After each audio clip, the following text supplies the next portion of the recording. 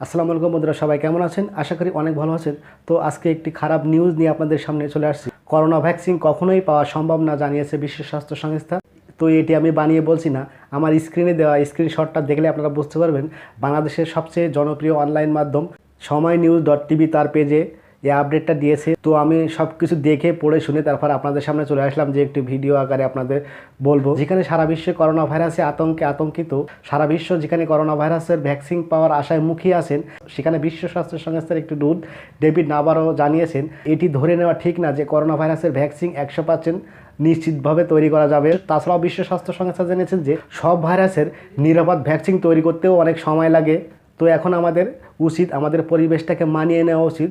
আমরা এভাবে অভ্যস্ত করব, অর্থাৎ কোনো ব্যক্তি যদি করোনায় সংক্রমিত হয় তার সংস্পর্শে এড়িয়ে চলা এবং লোকালয় থেকে দূরে থাকা এবং করোনা প্রতিরোধের সমস্ত বিধিবিধান মেনে নেওয়া উচিত।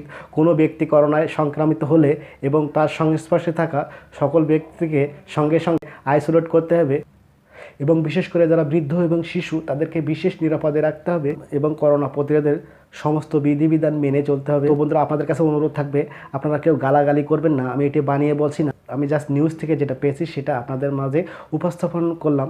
তো আপনি যদি আমার চ্যানেলে নতুন দর্শক হয়ে থাকেন, আমার চ্যানেলটি যদি সাবস্ক্রাইব না করে থাকেন, তাহলে দয়া করে আমার চ্যানেলটি সাবস্ক্রাইব করবেন এবং ভিডিওটি সবাইকে শেয়ার করে জানিয়ে দেবেন, সবাইকে করোনার সতর্কতা অবলম্বন করতে বলবেন।